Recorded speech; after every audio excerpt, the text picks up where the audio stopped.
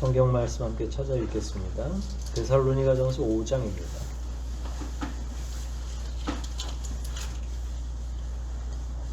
(5장) 9절부터 18절 말씀입니다.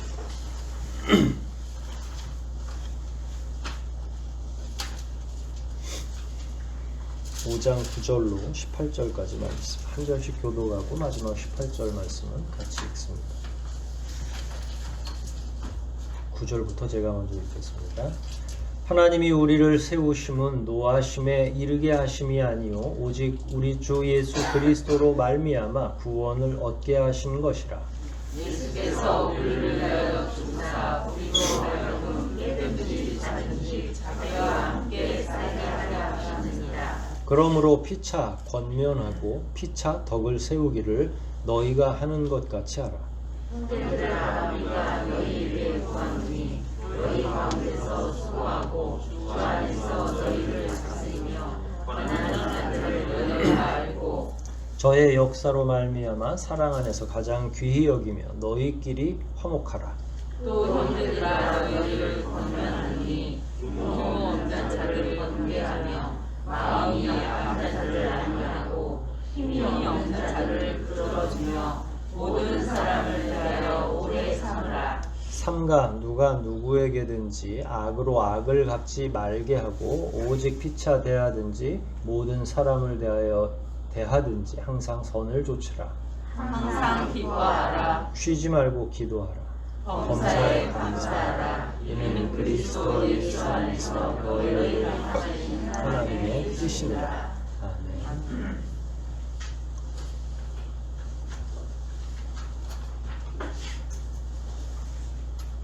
성경을 잘 읽고 공부하고 묵상하고 오랫동안 그 말씀을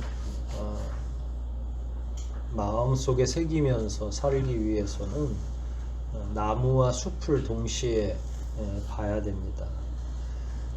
나무만 보면 숲 전체의 크기를 못 보죠. 숲만 보면 또 세세하게 그 안에 어떤 좋은 나무들이 있는지를 잘 알지 못하죠. 성경을 읽을 때 너무 한 구절에 몰두하게 되면 그 성경 예를 들어서 데살로니가 우리가 오늘 읽은 본문 가운데는 항상 기뻐하라 쉬지 말고 이런 구절들이 좋은 구절이잖아요. 그리고 유명하고 그러니까 여기에 집중하다 보면 또 데살로니가가 왜 쓰여졌는지를 또 망각할 때도 있죠. 그러니까 항상 긴장하면서 성경을 읽죠.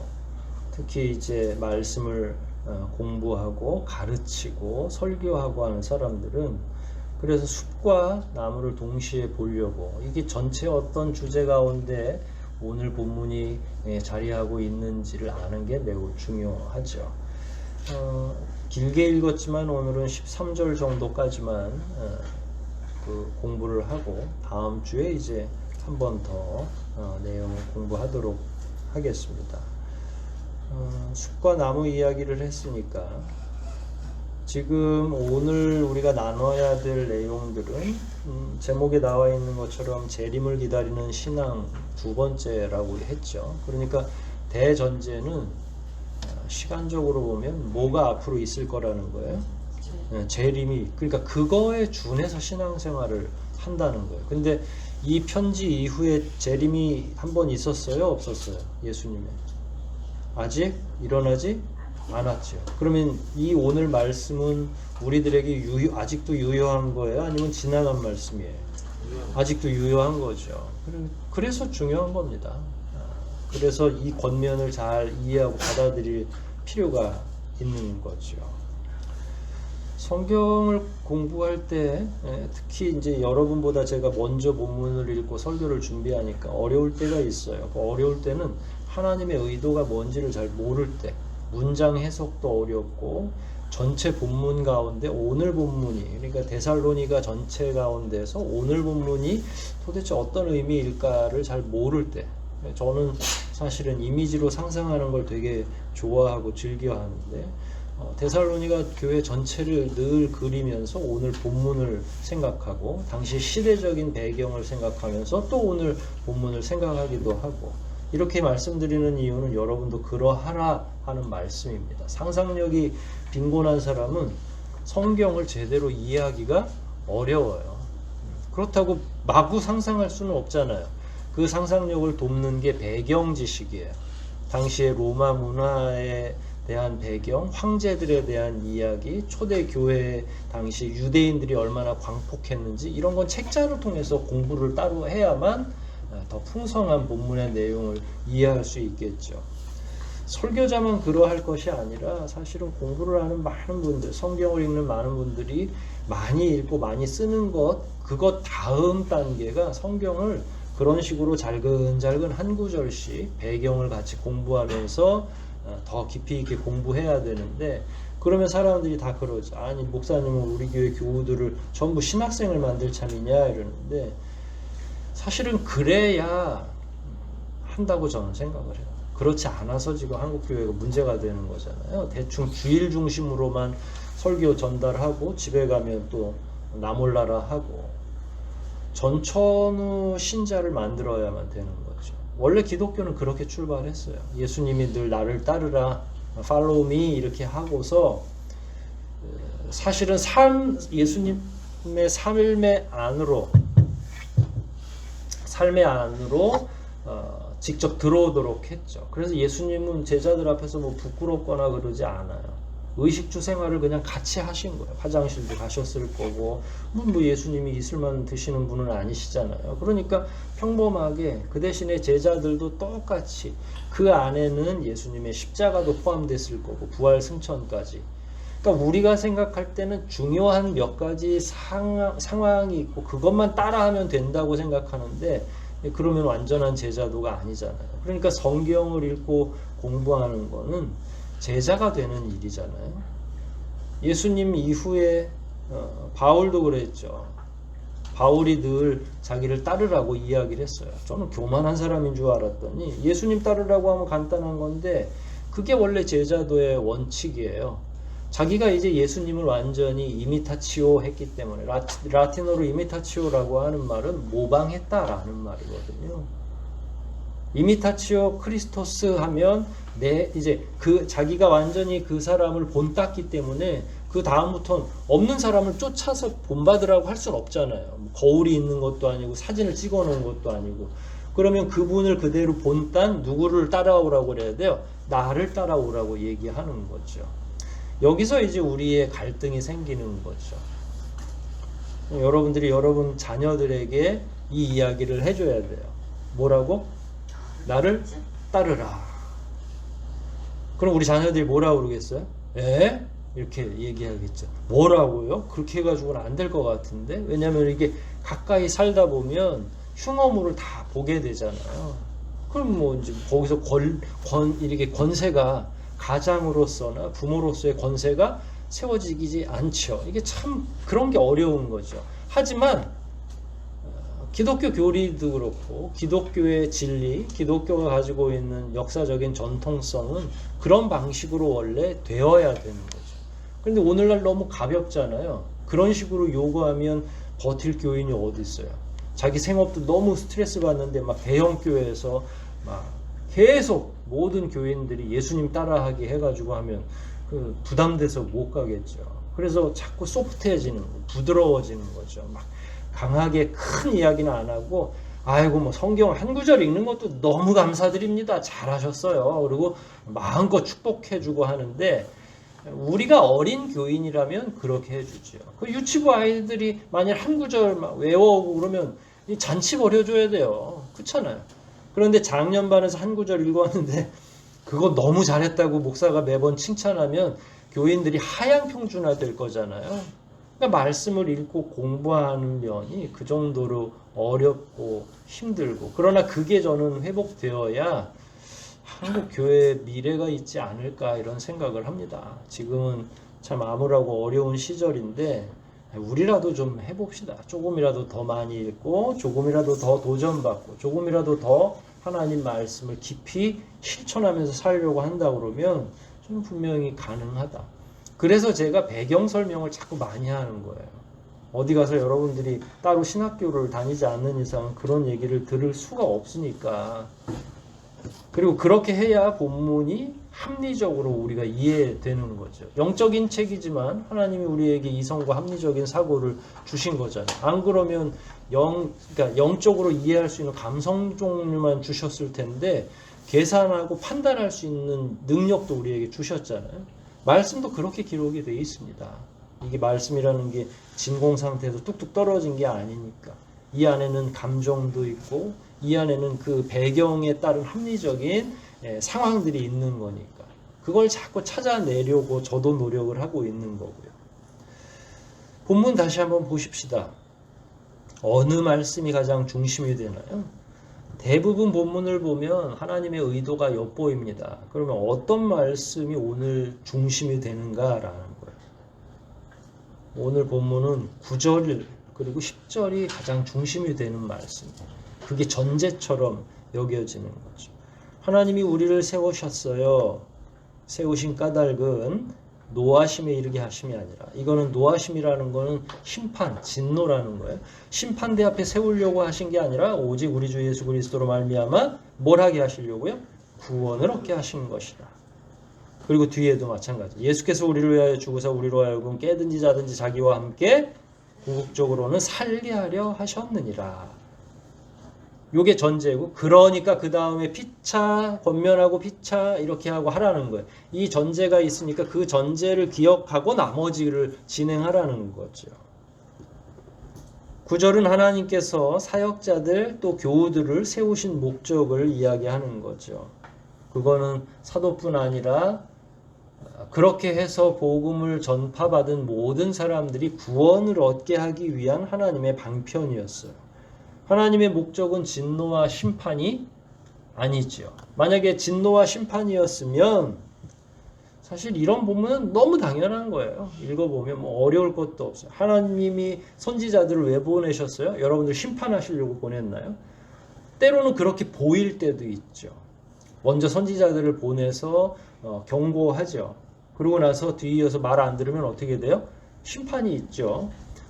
출애굽 당시에 이집트를 향해서도 끊임없이 계속 모세가 우리 백성이 나갈 수 있도록 도와줘라. 나가서 제사할 수 있도록, 하나님을 섬길 수 있도록 도와줘라 했는데 누가 계속 그걸 싫어해요? 바로가 싫어하죠. 그러면 어떻게 돼요? 그때 이제 하나님이 완력을 쓰시는 거죠. 소돔과 고모라 때도 마찬가지예요. 그냥 단번에 심판하시지 않고 누구를 먼저 보내요? 천사들을 먼저 보내는 거죠. 거기서 단순히 롯의 자녀들만 구원하기 위해서 하나님이 사자를 보낸 게 아니라 일종의 경고 작업을 하는 거예요. 근데 거기서 만약에 다 회개를 했다 그러면 심판은 유보되는 거죠. 그런 데는 소돔과 고모라는 그렇게 해서 망했지만 유보된 지역은 어디예요? 요나를 통해서 어느 지역을 한번 도와주셨죠? 니느웨를, 심판을 유보하신 거죠. 만약에 심판이 진짜 목적이면 선지자를 미리 보낼 필요가, 선전포고를 할 필요가 없는 거죠. 마지막 전쟁이 일어나는데, 그래서 마지막 때 예수님의 재림은 도적같이 이르는 거예요. 경고가 따로 없어. 경고 과정이. 미리 천사들이 와서 자리를 펼 필요도 없어. 왜냐하면 그때는 목적 자체가, 다시 올 때의 목적은 심판이기 때문에. 하지만 그 전에, 심판 전에 지금 본문에 의하면 사람들을 세우고 전도하고 제자들이 점점 더 교육하고 하는 이런 과정 안에 세워진 까닭은 당장은 심판은 아니다. 그러니까 앞부분에서는 재림을 얘기해가지고, 재림이라는 거는 믿지 않는 자들에게는 굉장히 두려운 심판이잖아요. 그러니까 사람들이 놀랄 수 있으니까 바울이 이야기하는 거예요. 그런데 하나님이 우리를 세우신 까닭은 심판이 목적은 아니야. 그럼 심판이 목적이 아니면 뭐라고 그랬죠? 구원이 목적이야. 사실 뭐 당연한 얘기지만 심판이었으면 예수님이 이 땅에 다시 오실 까닭이 없죠. 즉각 심판할 거면. 굳이 예수님이 왜 어린 자녀로 여자의 몸으로 태어나겠어요? 왜 고초를 당해요? 왜 십자가를 지시겠어요? 그건 그 자체가 구원의 전조를 위한 거죠. 그러니까 만약에 진짜 심판이었으면 그런 번거롭거나 굳이 안 해도 될 일을 하나님이 하실 일이 없다는 거고요. 그 모든 내용들이 9절과 10절에 나와 있는 내용이죠. 하나님께서 구약의 선지자들을 보내신 내용도 유사하죠. 경고하지만 심판이 목적은 아니에요. 구원이 목적이죠. 한 사람이라도 구원받을 수 있다면 하나님은 기꺼이 천사들을, 천군들을 내려보내실 까닭이 있는 거죠. 따라서 예수 그리스도의 인생, 예수 그리스도의 전체 삶은 결국은 우리들을 위한 구원의 과정이고 구원의 삶이었다. 그의 모든 삶과 과정은 결국 구원을 위한 거죠. 그런 모든 내용이 9절에 나와 있는 내용인 거고요. 길게 이야기되어 있지만 짧게 보면 결국 주님이 그렇게 번거로운 과정을 통해서 하신 일들은 우리를 구원하시기 위한 것이야 라고 한 거예요. 10절은 그걸 보강하는 내용입니다. 동일한 내용이라고 보시면 돼요. 신자들은 이 9절과 10절을 깊이 묵상할 필요가 있죠. 그리고 사실은 이런 것 때문에 어려움을 견디는 거예요.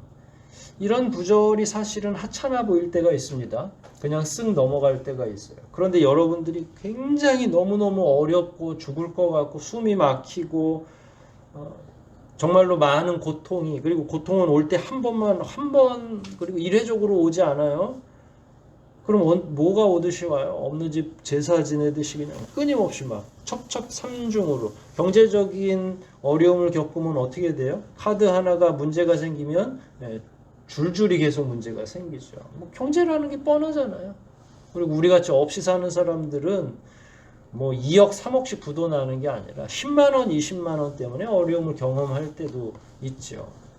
근데 그럴 때에 우리가 이제 자존감이 낮아지고 나는 도대체 뭘 하는 것인지 모를 때가 있고 이렇게 열심히 하려고 하는데도 회복이 안 되고 최선을 다해서 했지만 문제가 생기기 시작하고 이럴 때는 오늘 본문 말씀이 굉장히 자극이 되고 우리에게 힘이 되는 거죠.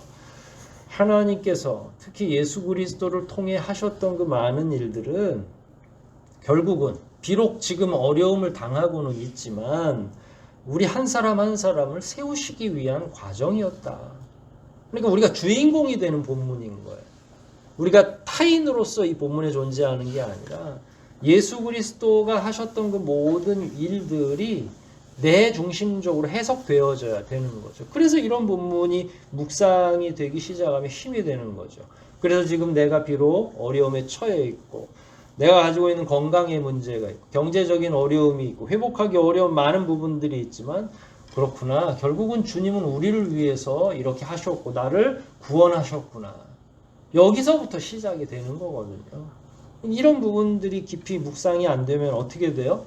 자기 환경만 보고 어려움에 무릎을 꿇게 되는 거죠. 여러분 가운데 쉽게 살아온 분 계신가요? 저는 뭐 한 50대, 60대까지 뭐 너무 쉬웠어요. 뭐 하는 일마다 잘 되고 하는 일마다 잘 됐으면 하늘소망교회 안 나왔겠죠. 우리 교회 특징이 뭐예요? 다 어려운 사람들이라. 저도 그렇고 여러분도 그렇고. 그럼 뭐 너무나 모든 게 다 잘 되기보다는 오히려 어려움도 적절히 경험하고 있고 그걸 통해서 하나님이 우리를 연단하시기도 하고 이런 말씀들을 깨닫기를 원하는 거죠. 오늘은 이게 개인적인 문제이면서 동시에 공동체가 어떻게 해야 될지를 말씀하고 계시는 과정 중이거든요.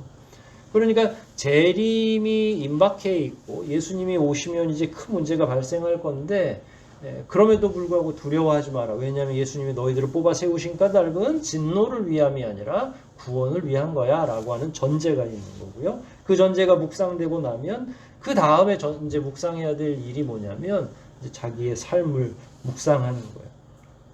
자, 이게 시간 순으로 생각해 보세요. 예수님의 재림이 이제 임박했어요. 재림 시작되면 이제 정신 없습니다.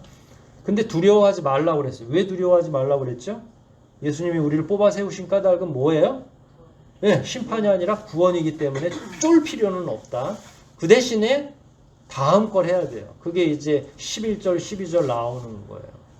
두려워하고 쫄아서 아무것도 못하는 게 아니라 11절부터 해야 될 일이 따로 있는 거예요. 우리들은. 임박한 진노를 피할 수는 없어요. 죄인들 같은 경우는 심판을 받을 거예요. 그러나 그리스도인들은 그 기간 동안에 뭘 해야 돼요? 11절에 뭐라고 그랬죠? 읽으셔도 돼요. 그러므로 피차 권면하고 피차 덕을 세우기를 너희가 하는 것 같이 하라. 기존에 너희가 지금 잘하고 있어. 근데 종말의 때가 오면 더 잘해야 돼. 재림의 때가 오면, 어려움의 때가 오면 더 잘해야 된다는 거예요. 첫 번째로 뭘 하라고요? 피차? 권면하고. 두 번째로는 덕을 세우고. 요게 또 이제 옛날 말이라 피상적으로 들리죠. 피부에 와닿게 말씀드릴게요. 격려하라라는 거예요. 권면은. 뭐라고요?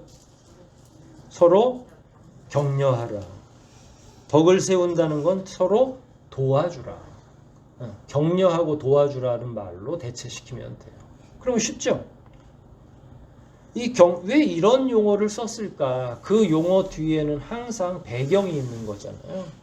이거 여러 차례 계속 오늘 본문과 관련해서도 그렇고 배경 지식은 알 거예요. 바울이 어쩌다가 데살로니가 교회를 3주밖에 사역을 못하고 도망쳐야 됐죠? 누구 때문에? 유대인들이 쫓아와서 죽이려고 하니까. 이미 이때부터 교회를 박해하기 시작을 한 거예요. 교회를 박해할 때 그럼 사도들만 죽이려고 그래요? 다른 사람들도 굉장히 고통스러워 하거든요. 그러니까 지금 상황이 어떤 상황이냐면 11절에 의하면 격려할 수밖에 없는 상황. 언제 격려해요? 승승장구할 때 막 할 때 격려하진 않죠. 메달을 못 땄을 때 격려하는 거고요. 네.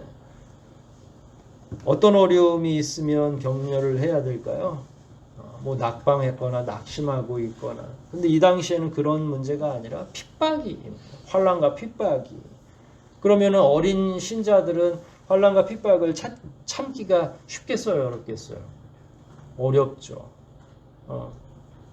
뭐 이제 고문도 서슴지 않을 거고요, 앞으로는. 그 당시에 뭐 설교를 위해서 저도 그런 자료들을 보긴 하지만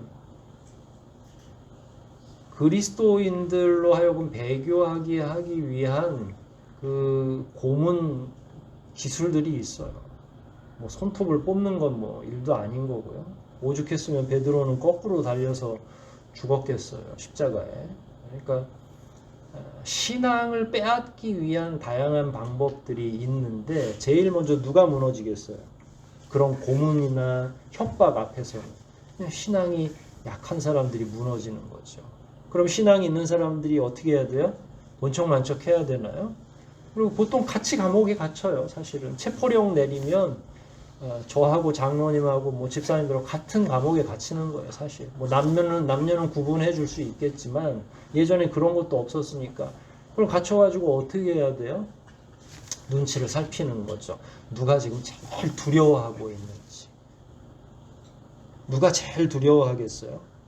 건사해야 될 가족이 많은 사람들이 제일 두려움이 많아요. 목사도 예외는 아니겠죠. 저라고 빠져나가지는 못할 거예요. 제게도 두려움이 있을 거고. 그럴 때 어떻게 해야 돼요? 더 담대한 사람이 다독거리는 거죠. 예전에 벌써 2007년에 배영규 목사가 됐으니까 제가 그 사람도 다 인터뷰하고 했는데 아프간에서 이렇게 잡혀 있을 때 똑같은 상황이 온 거예요. 그리고 귀국했을 때 어떤 분들은 그냥 신앙을 버렸어요. 너무 끔찍한 경험을, 왜냐하면 이게 이제 납치된다는 거는 이 나라에서도 어려운 일인데, 그리고 2명이 순교하셨잖아요. 배영규 나와 그랬는데 나가서 안 돌아온 거예요. 그날이 배영규 목사 생일이었어요. 7월 25일 날 태어난 사람이 7월 25일 날 아프간에서 제공하는 수박 한 쪽 먹고서 사람들한테 먼저 갑니다. 그러고 나갔어요. 그리고 안 돌아와. 그리고 그 안에 여성 자매들도 있어요. 청년 자매들도 있고. 그러니까 거기에 배용규 목사하고 나이 든 전도사님이 계셨는데 그 전도사님 딸이 우리 교회에 계속 나왔었죠. 그 당시에. 여러분들 기억 하나도 안 나실 거예요. 그 두 분의 역할은 사람들을 든든하게 하는. 괜찮아. 그리고 가도 내가 갈 테니까 걱정하지 마. 내가 제일 먼저. 그랬더니 전도사님이 연세가 있으신데 지병도 있고 유전도사님이었는데 목사님 아무래도 지도자는 여기서 계속 계셔야 되니까 제가 가겠습니다. 이야기를 했죠. 그랬더니 목사님, 배영기 목사님이 어딜 감히 전도사가 목사가 먼저 가야지. 그러면서 연약한 사람들을 잡아주는데 그럼에도 불구하고 귀국했을 때는 몇 명이 더 이상은 교회 다닐 수가 없는 심리적인 상태가 된 거예요. 재림의 때는 어떻겠어요? 적그리스도도 나타나고 환난과 핍박이 있고, 물론 우리가 다행히 제일 먼저 휴거해버리면 그만이지만 남아있는 사람들이 있거든요. 환난의 핍박의 기간 동안 남아있는 성도들도 있어요. 하나님이 정하실 거예요. 그럼 남아서 어떻게 해야 돼요? 나 혼자 살자고 다 배반하고 아유 저는 안 믿겠습니다 하고 나갈 수도 있고요. 어른들은 어떤 역할을 해야 돼요? 여기 나와 있는 본문 그대로 격려하고 위로하고 사람들을 세워줘야 되고. 참 교회 공동체로 이렇게 살아가는 게 쉬웠던 적이 한 번도 없었던 것 같아요. 근데 사실은 제가 가지고 있었던 목회자로서의 갈등은 뭐냐면, 이런 본문을 설교할 때 마땅한 예가 없는 거예요. 우리는 한 번도 전쟁을 경험해 보지 않고, 우리 강성봉 권사님이나 전쟁 경험하셨고 6.25 지나서 거의 다들 태어나셨으니까 그런 어려움을 경험해 보지 않았으니까 이런 본문 위기 앞에서 그리스도인들은 어떻게 살 것인가에 대해서 사실은 얘기할 게 없었는데, 요즘에 우리는 어때요? 위기 가운데 있는 거죠. 또 실체를 잘 알지 못하니까, 이놈의 적이 명확한 실체를 가지고 있으면 대응도 되는데 뭐 약국 가서 지을 수 있는 약도 아니고 미리 먹을 수 있는 것도 아니고, 주사를 맞으면 또 괜찮아지는데 주사 맞으면 자꾸 부작용이 있다고. 그러니까 보이지 않는 공포들이 공동체를 굉장히 힘들게 하는 상황에서 아마 저도 두고두고 이 예화들을 사용하겠죠. 코로나와 관련된. 그때 우리가 그랬었지. 근데 지금도 진행 중이니까 어떻게 하는 게 좋을지 잘 모르겠어요.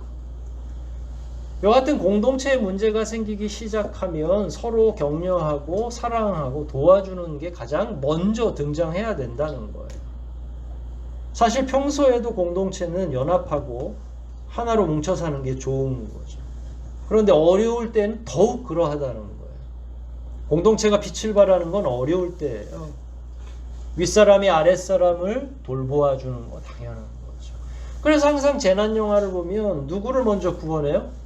노약자들을 먼저 구원하는 거예요. 어린이라도 살리려고 하는 거죠.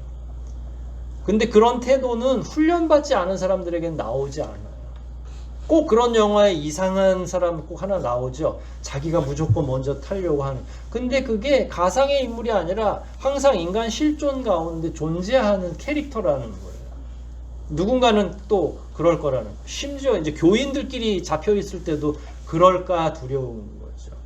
그럼 그렇지 않으려면 마음의 수련이 필요한 거예요. 하나님 앞에서 우리가 묵상을 끊임없이 하고 신앙 훈련이 되지 않으면 그러니까 평소에 강한 사람이 약한 사람 도와주고 윗사람이 연약한 사람 예뻐해 주는 건 평소에도 잘 하시더라고요. 우리 시은이 다은이 오면 집사님들이나 뭐 정우랑 효 막 얼굴이 환해지고 걔네들 재미에 살기도 하고 막 이러죠. 그런데 어려움이 있을 땐 어떻게 할 거냐라는 거예요. 결국은 평소에 우리가 어떻게 믿음 생활을 하느냐가 문제인 거죠. 혼자서는 불가능합니다. 그래서 전도서 4장 12절에는 한 사람이면 패하겠거니와 두 사람이면 등이 당할 수 있고 삼겹줄은 쉽게 끊어지지 아니하느니라. 뭉치라는 거예요. 공동체로 계속 같이 있으라는 거예요. 등을 맞대고 같이 있자는 거예요. 어깨동무를 하고 같이 있자는 거죠. 근데 이게 쉬웠으면 바울이 얘기 안 했겠죠. 보통 환란이 생기면 폭파되듯이 쫙 흩어져 버리니까 그러지 말고 함께 견디라는 이야기를 먼저 하고 있는 거예요. 12절에도 또 다른 내용이 나옵니다. 형제들아 우리가 너희에게 구하노니 너희 가운데 수고하고 주 안에서 너희를 다스리며 권하는 자들을 너희가 알고 저희 역사를 말미암아 사랑 안에서 가장 귀히 여기며 너희끼리 화목하라. 이게 무슨 얘기인 것 같아요?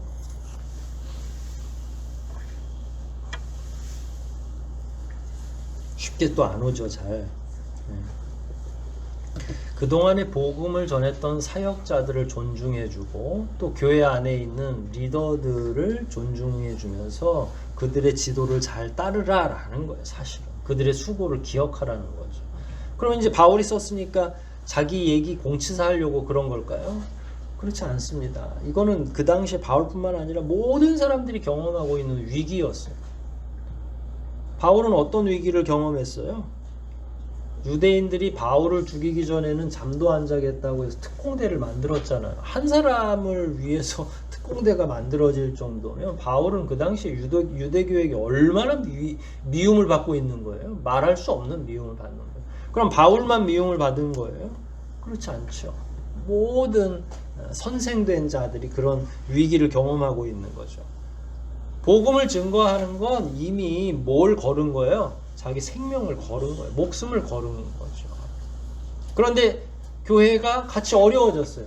그러니까 평소에 사도들만 어려웠는데 환난과 핍박이 오니까 교회 교우들도 어려워졌어요. 이거 아까 같은 내용이에요. 그러면 또 누구를 제일 소홀하겠어요? 여러분 당시에 사도들은 자기 교회라는 개념이 없어요. 순회 선교사예요. 저는 하늘소망교회 담임 목사로 지금 오늘날에는 딱 정해져 있으니까 제가 어려움에 처하게 되면 도와주실 거죠? 네. 그런단 말이에요. 그러니까 정해져 있는. 그런데 떠돌이 선교사들은 어떻겠어요? 자기 교회도 없고 거처도 불명확하고 늘 동가 서숙이라고 하나요? 서식이라고 하나요? 잠은 동쪽에서 자고 밥은 서쪽에서 먹고 막 신출귀몰하게 왔다 갔다 하면서 그게 편하지만 위기의 시간에는 아무도 사역자들을 도와줄 수가 없는 거죠. 그랬을 때 그런 어려움이 이제 사람들의 본성과 인성을 드러내 주는 거죠. 결국은 바울은 자신뿐만 아니라 교회 내 질서를 끝까지 이런 문제가 해결되지 않으면 교회 망하는 건 시간 문제예요. 유대인들의 그 광란적인 살해 위협에 대해서 바울은 늘 생명을 잃거나 혹은 그 정도의 위기를 경험하고, 여러분 지금이라고 해서 편한 시대가 아니에요. 제가 몇 번 말씀드렸죠. 터키나 이런 데는 그냥 수녀들 길 가다가 잡혀가지고 죽는 건 일도 아니에요. 지금 이 시대에도. 어디가 교회인지 알아요. 그리고 교회를 향해 선교사가 예배드리는 그 시간에 돌을 던져서 창문을 깨고 화염병 같은 거 만들어 던지고, 혼자 가면 칼로 목을 잘라서 효수시키고, 거기서는 그게 문제가 안 되나 봐요. 참 끔찍한 시간을 보내고 있는 거죠. 그러니까 야만의 시간이에요. 그러면 사도들만 그런가요? 평신도들은 안전한가요? 이제는 핍박이 본격적으로 시작이 된 거예요. 모든 사람이. 사도행전 17장 읽어보라고 얘기했죠. 거기에 보면 데살로니가 교회 관련해서 이야기가 나오는데, 바울이 도망가고 나니까 그 지역에 있는 유대인들이 누구를 고발했어요? 야손이라는 사람. 그래가지고 야손이 잘못된 도를 퍼뜨린다 해가지고 구속을 시킨 거예요. 고발을 해서. 그러니까 사도들만 어려움에 있는 게 아니라, 만약에 제가 떠나면 여기 교회 가운데에도 리더급의 사람들이 어려움에 처하게 되는 거죠. 그러면은 남몰라라고 그걸 외면해서는 안 되는 거죠. 그래서 교회에서 야손이 부자였는지 아니면 교회가 했는지는 모르지만 보석금을 내고 나왔어요. 야손이 감옥에서. 모든 사람이 다 어려움에 처하는 겁니다. 이런 수고 없이 어떻게 복음이 전파되고 교회가 세워지겠어요? 누군가의 피와 땀으로, 헌신과 격려로 세워지는 건 아니겠어요? 특히 어려움에 처했을 때. 그래서 저는 이 시기에 여러분들이 여러분들 가정, 여러분 내 자녀만 챙기는 게 아니라 혹시 어려운 분들 없을까? 우리 권사님들 위해서 여러분들이 안부 전화도 해주셔야 되고, 끊임없이 계속 뭔가 챙길 수 있는 방안을 마련해야 되겠죠. 만일 이런 위기 가운데 이런 헌신자들의 노고를 만약에 공동체가 외면한다고 하면 그건 교회가 공동체로 계속 유지되기 어려운 거죠. 공동체라는 말이 한자죠. 우린 교회 공동체라는 말을 늘 씁니다. 이게 사실 중복된 언어라고 저는 생각해요. 왜냐하면 교회도 회집을 의미해요. 한 사람을 의미하는 게 아니라 두세 사람 정도고, 무조건 교회는 단체를 의미하는 거거든요. 그래서 가정부터 시작을 합니다.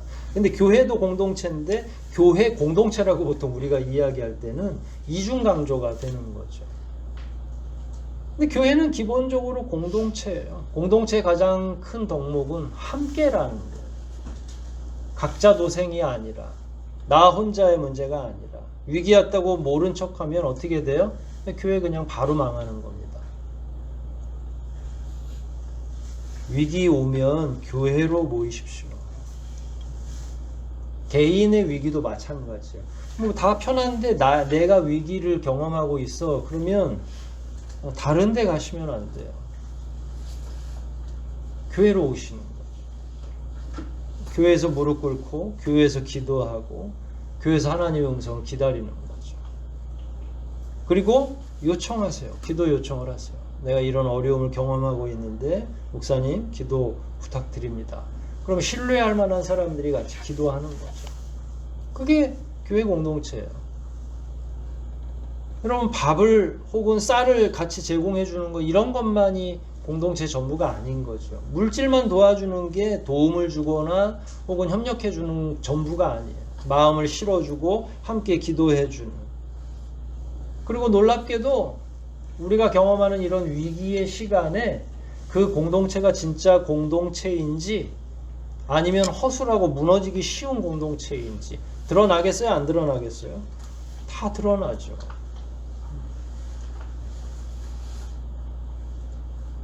저는 2년 넘게 이런 어려움을 경험하면서 우리 교우들에게 참 감사한 게 있어요. 그래서 또 다 알아서 헌금하시고 다 알아서 챙기시고 그러시더라고요. 다행히. 이 기간에 건강 문제로 교회를 뜨문뜨문 나오실 수는 있지만 뭐 교회로 옮기거나 혹은 신앙생활이 너무 나태해지거나 한 교인이 없어요. 너무 다행스러운 일이죠.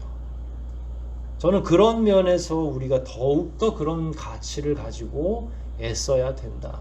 이런 위기를 잘 극복하고 나면 저는 빨리 종식되기를 기대하고 있어요. 그래야 수련회도 가고 함께 수련회도 가서 성경 말씀도 더 깊이 읽고 같이 모여서 사경회도 하고 성경 공부도 회복하고 필요하면 금요 기도회도 하고 정말로 우리가 그동안의 가치를 모르고 빨리 지나가기만을 원했던 그런 내용들이 이런 어려움을 경험해 보니까 그게 참 필요한 거였구나.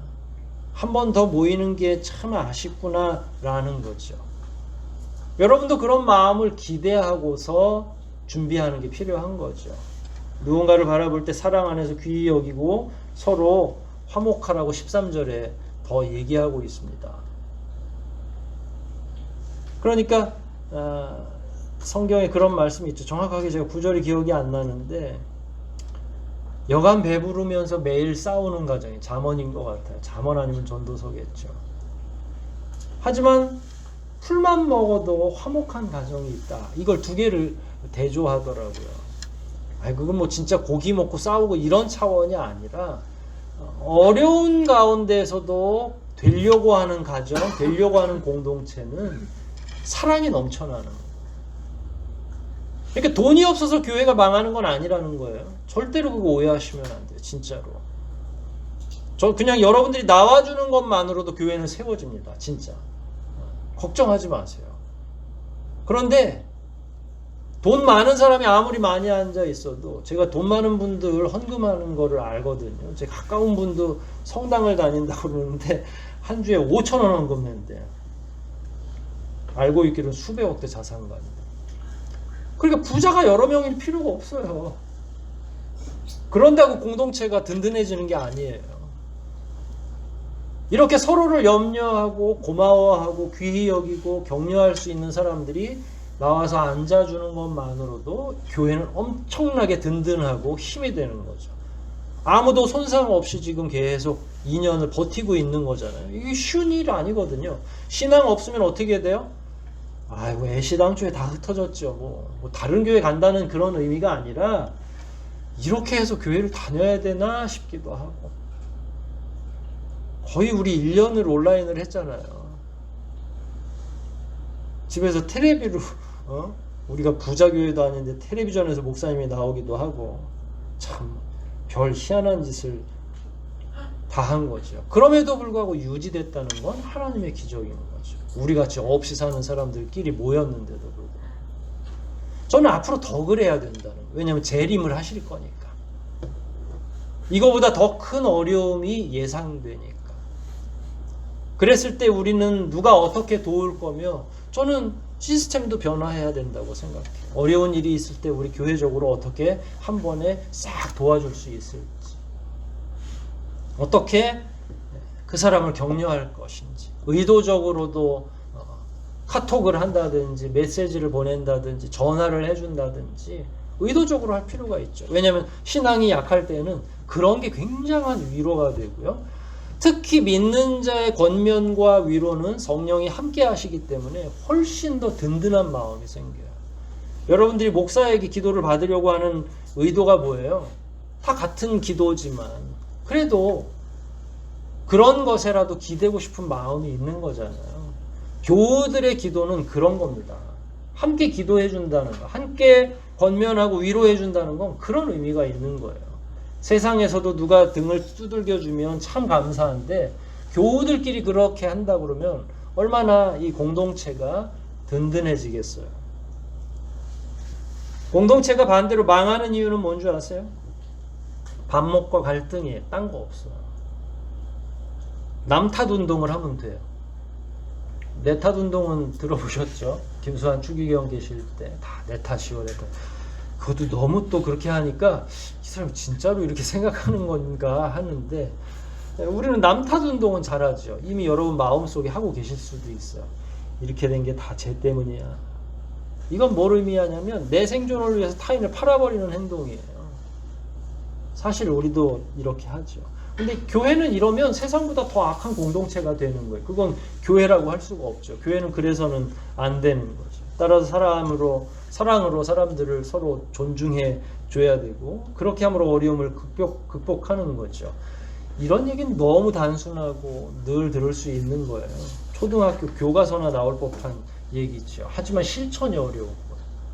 여러분이 여러분의 시간을 내서 누군가를 위해 기도하고 조금 더 내서 전화 한 통화 해주는 거 이번 주에 한 번이라도 경험을 해보십시오.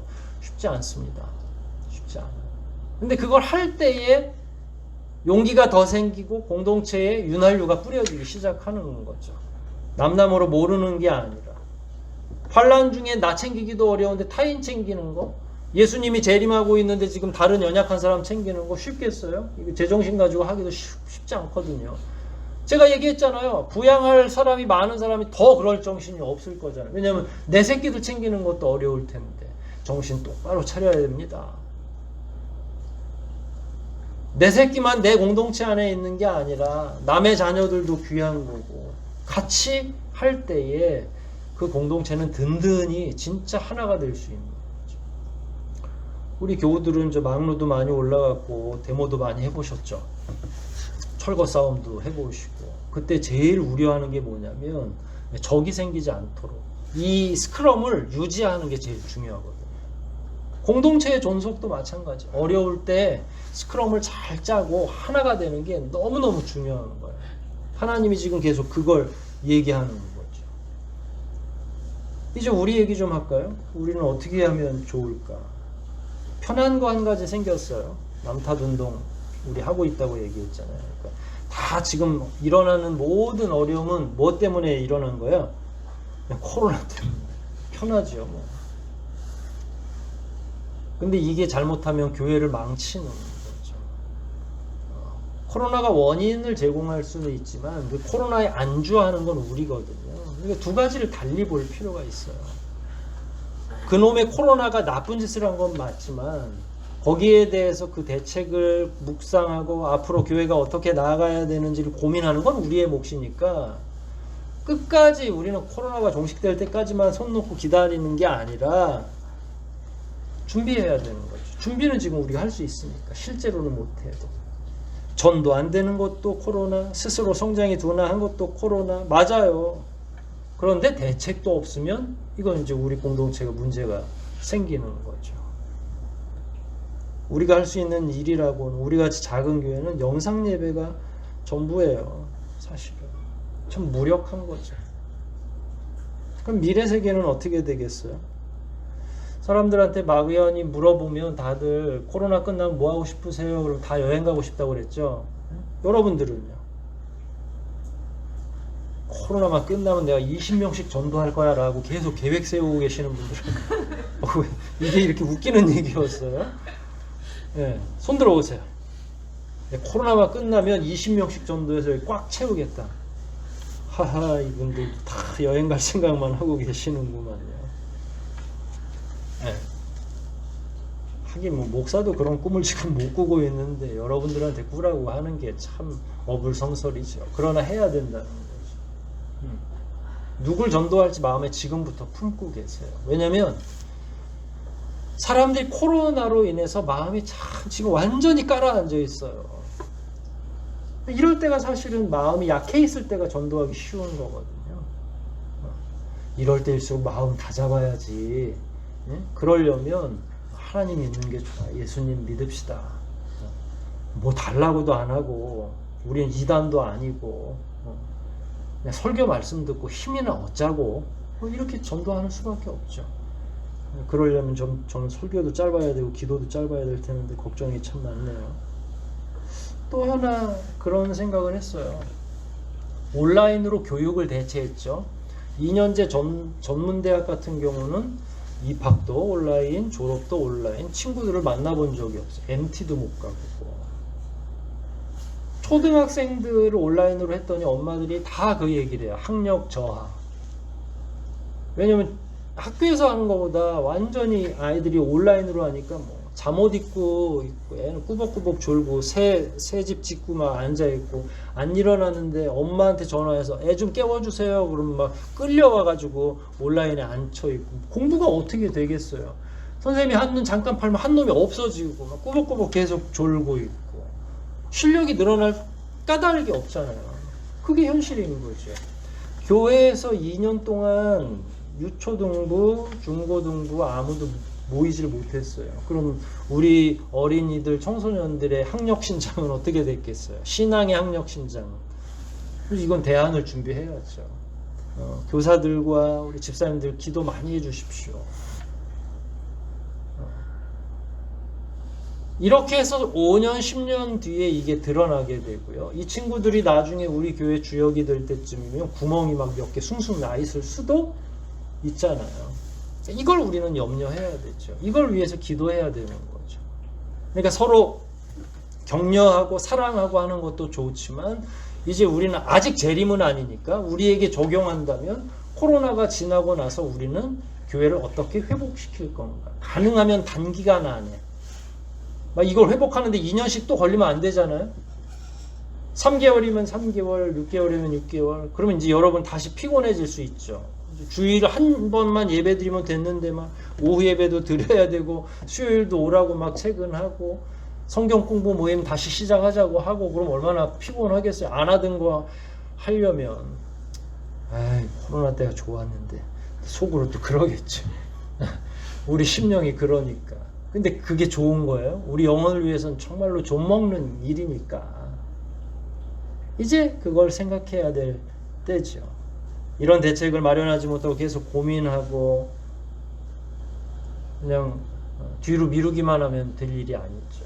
여러분 교사들은 교사들끼리 온라인으로 이야기 나누기 시작하십시오.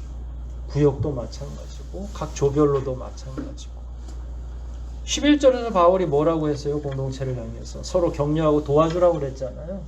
지금 우리가 해야 될 일이 그런 거죠. 연약한 신자들을 격려하고 도움이 필요하면 같이 가서 도와주고 함께 어려움을 극복하고 더 건강한 공동체를 꿈꾸면서 아직은 재림은 아니니까 있는 동안은 우리 공동체를 유지해야 되니까 더 건강한 공동체로 유지해야 되고 이런 것들을 고민하면서 코로나의 마지막을 우리가 맞이했으면 좋겠다.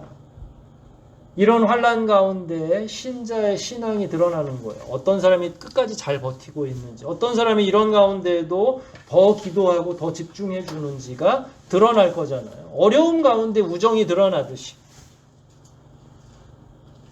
지금까지의 내용을 잘 기억하시고 하나님이 우리에게 어떤 걸 선물로 주실지 몰라요. 어려움 다음에 선물도 주시겠죠. 그걸 위해서 더욱더 여러분들이 깊이 묵상하시고, 지금 나가서 전도하라는 얘기 아니에요. 몸도 좀 만드시고 마음도 훈련하시고 그 이전보다 훨씬 더 새로 한번 해보겠다는 마음을 지금부터 가다듬지 않으면 유초등부 아이들 초대해놓고 우리가 뭘 해야 되지 이렇게 되거든요. 처음부터 다시 한번 해보는 거죠. 처음 오는 아이들처럼 맞아주고 더 환대해주고 환영해주고 더 많은 사람들을 교회로 전도하기 위해서 꿈을 꿔보고 이런 일들을 우리가 계획한다면 지금의 어려움은 우리에게 매우 좋은 약이 될 것이다. 모쪼록 여러분 한 사람 한 사람이 더욱더 하나님의 말씀을 깊이 묵상하면서 우리가 해야 될 일이 무엇인지를 찾으신다면 하나님이 바로 여러분들을 이 시대의 선한 주인공으로 쓰시지 않으시겠습니까? 그런 신자로 더욱더 굳건해지고 견고해지시기를 주의 이름으로 축원드립니다. 우리 말씀들 생각하면서 한번 기도하겠습니다. 환난과 풍파를 직전에 두고 바울은 교우들을 권면하고 위로하고 있습니다. 서로 격려하라고 했어요. 서로 도와주라고 했습니다. 공동체를 계속 유지하기 위해서는 각자 도생이 아니라 함께 잘해야 된다는 이야기를 바울이 하고 있는 거죠. 오늘날 우리에게 필요한 것은 무엇인지, 지금쯤이면 우리는 무엇을 위해서 기도해야 되는지 우리 각자가 다를 수 있습니다. 저는 그걸 하나님이 여러분들에게 말씀해 주시기를 원하고 있는데 여러분 스스로가 그걸 요청해야 되죠. 하나님, 내가 할 일은 무엇입니까? 나는 어디까지 해야 됩니까? 내가 어떻게 강해질 수 있습니까? 우리 교회 공동체를 어떻게 이끌면 좋겠습니까? 우리 한번 다시 그런 마음으로 하나님 앞에 기도하시겠습니다.